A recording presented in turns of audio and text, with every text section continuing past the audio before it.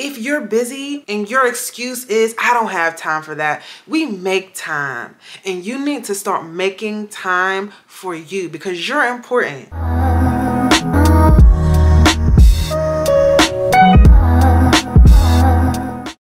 Hey there, loved ones. Welcome back to the channel. My name is Sonia Star Jade. This is Fully Loving Yourself. If you are new here, hey, how you doing? And if you are returning, welcome back. Today, I want to talk about how to start your self-love or self-care journey.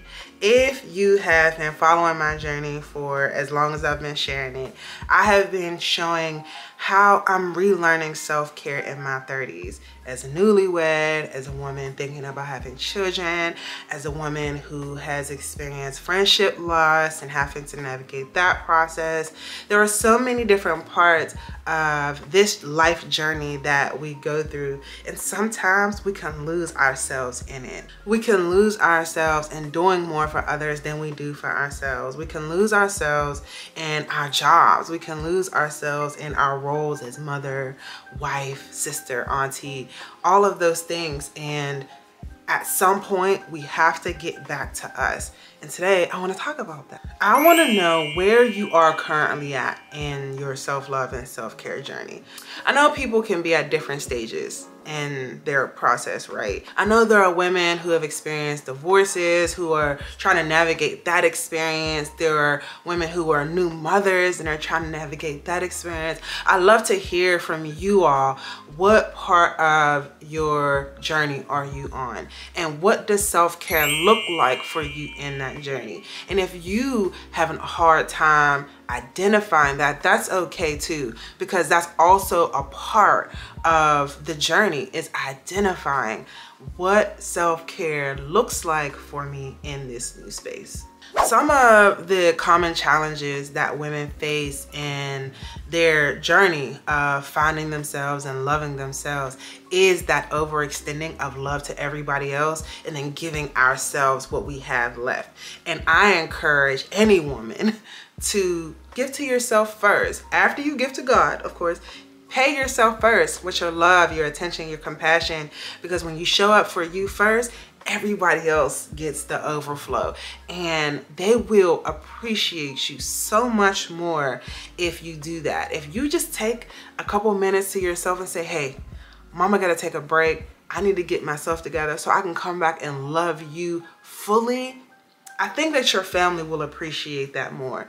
As I'm editing this video, I wanted to come on here and say this because I don't have children and I don't want the advice about taking time for yourself as a mom to come off as tone deaf, because I know a lot of times new moms and mothers in general don't often get a lot of time to themselves. And so I think that just from me being around so many mothers and asking them, like, how do you self-care, and just like, how do you take that time for yourself? It's about building community and asking for help. A lot of times, especially as Black women, we don't ask people to help us. We don't ask people to show up for us and to be there because we think that, oh, they have their own lives, or we are often used to just being rejected and just having to do everything on our own.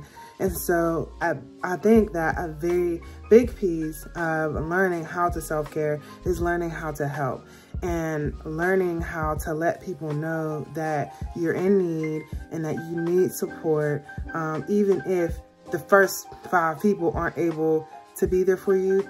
Try the 6th person. I do know that it's complicated to get little time to yourself when you have little children, or just in general. And so my point in saying this is a general thing for like all women who are on a self-care journey, but specifically for mommies and new mommies who don't always get the opportunity to do these things. Just know that I do see you, and I recognize that your experience is a little bit different than those of us who don't have children. And so I still encourage you to try to get a little time for yourself when the baby's sleeping. You know, just breathe, meditate, do something kind for yourself and just love on you when you have the opportunity to. So I just wanted to make that clear.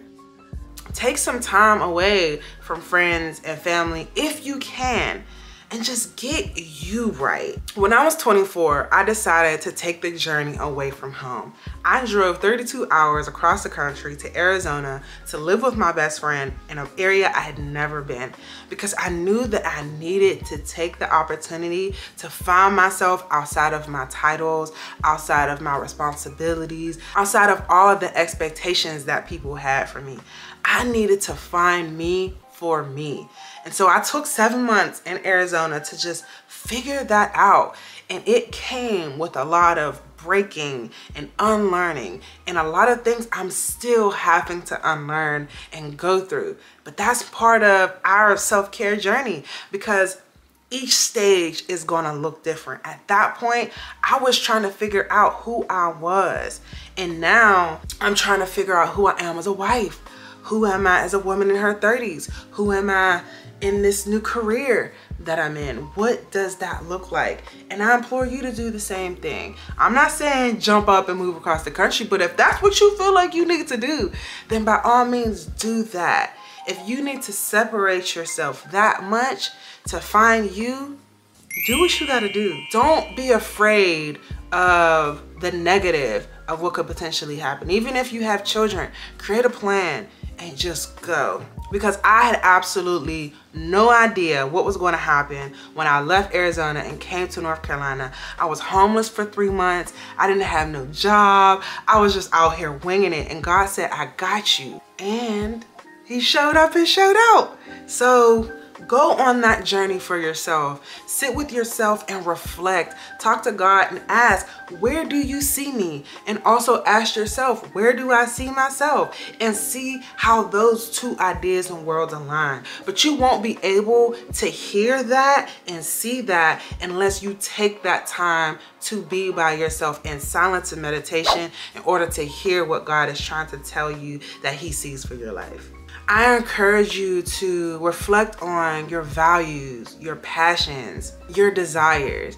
At the end of your life, what do you want to look back and say, oh man, I'm so glad I did that? Because you don't want to be at the end of your life and look back and say, man, I'm so mad I didn't do that. Like, my biggest regret is not going to the college that I wanted to go to because my family wanted me to go to a different school. That's my biggest regret. And now I live my life like, no, I'm gonna do all the things because I don't want to have any more regrets on my life. If you are one of those people who tends to make decisions based off of what other people think is best for you, then it might be time for you to sit and think about what you think is best for you, what you want. What do you want your life to live? Because those people, they got their own life to live. They can live their own. They had the opportunity to live their own. You got to live yours for you because you only get one. So you have to set some realistic goals. What are realistic goals for you on your self-care and self-love journey? Even if that's setting $20 aside a month or a check to pour into yourself so you can get your nails done. Even if that's just getting you some $10 press-ons and some mascara.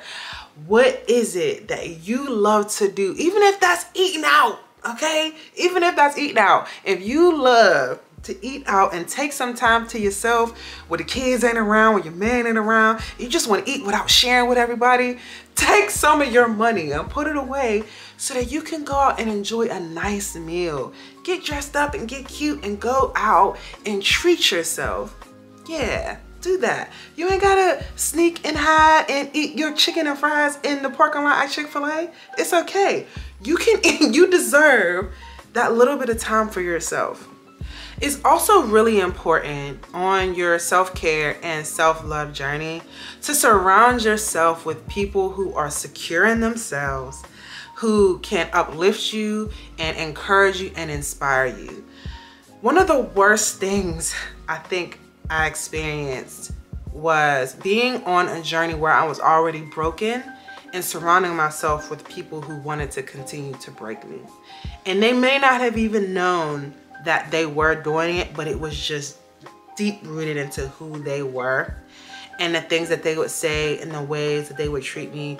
And it caused me to not know myself even more, because I questioned myself and who I was, and I questioned my parents and so many things. But when you go on this self-care journey for yourself and you know yourself, then you'll challenge all of those things that people say to you.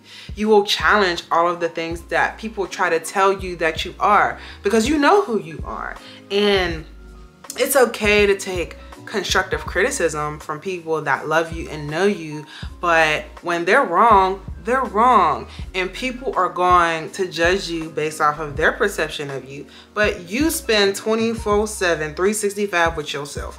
So you know you better than anybody. I also think if you live with the spouse, they know you better than anybody. So it's all right to take advice from people, but take it with a grain of salt a lot of times. I struggle with that even to this day, allowing people's opinions to impact my decision making. It is something that I am working on, and that's a part of my self-care and self-love healing journey. One of the best ways that I'm finding to create and develop a healthy and supportive environment that inspires your self-love and your creativity and your self-care is to intentionally place yourself in environments and groups with women who you can aspire to be, or aspire to be encouraged by. So go to networking events, or I am a part of so many Facebook groups for networking and friendship, because there are so many of us out here trying to find new friends as adults. And by hanging around those different women, it can empower you to become your best self and to love on you, because those people are going to love on you. There is no love like a stranger's love. I'm telling you, those people will hype you up to the fullest, and they're going to point out the best things about you. Granted, because they might not know the worst things about you, and no, not everybody's going to point out the best things about you, and they might point out just the worst things. But from my experience, strangers are going to be like, yeah, girl, you did that. Oh yeah, girl, you look good. Or I'm so proud of you. You know, like, they're going to give you the fuel that you need to keep going and to, you know, and they might even have a different aesthetic that you're like, oh, okay, I like the way they dress. Let me ask them where they got that. You know, okay, shoes, okay, purse. You know, we love to share where we got things. And when you surround yourself with like-minded women, spiritually, mentally, emotionally, then you can find the opportunity to grow with these individuals, right? And actually build lifelong, long-term friendships with healthy people. And even if they're not long-term, just allow them to impact you in the way that God is allowing them to be used. Some of the self-care practices for especially busy women: take 15 minutes to yourself in the shower, in the car, anywhere you can get it, and just be with yourself. Take time to yourself to listen to a podcast book, to eat a good meal, to just take time to wash the day away, pour into you. If you're busy and your excuse is, I don't have time for that, we make time. And you need to start making time for you, because you're important. Yeah, that job is important. Yeah, your kids' recital is important, but you are important too. And if you're stressed out and you having a stroke somewhere, you wasn't going to make that recital no way. So you need to take care of yourself today and now, so it doesn't impact you in the future. I'm sorry if that was harsh, but somebody had to say it. We need to take better care of ourselves. And when I say we, I am meaning me too. There are some days where I just don't feel like it. And I sit and I tell myself, like, Sonia, if you don't get your ass up out this bed and do your hair and get dressed, I'm wearing perfume right now, I'm not going nowhere. But I knew that I needed to do something for me, to pour into myself, to make me feel like I am who I say I am, because I am. If you've lost yourself along your journey, you lost yourself after having children, you lost yourself after getting married. I understand. I have been with my husband for 4 years and we've been through a lot. We've been through so much. And prior to being in a relationship with him, I was in a relationship with other people. And like I spoke on with my friends, I didn't really always know who I was and what I wanted and anything. And so I'm grateful for God's guidance along this journey, for my husband's patience and love along this journey as I navigate my becoming, right? And I just pray for everybody who's watching that you also are surrounded by love and support. And if you can't find anybody to love and support you on your journey, I love and support you on this journey. I'm praying for y'all like I pray for myself. And I'm so grateful for every woman that I'm able to touch and impact as I share my journey with y'all. And I'm grateful for y'all for allowing me to share pieces of my journey with you as well. If you've made it this far in the video, I just want to say thank you so much. Or if you are not yet subscribed, don't forget to hit the subscribe button before you head out and hit sure bell notifications because I am posting twice a week lately, okay? Because I got my mojo going. I'm so grateful that I had the opportunity to sit here and chit chat with y'all today. I will catch y'all in the next video. Bye.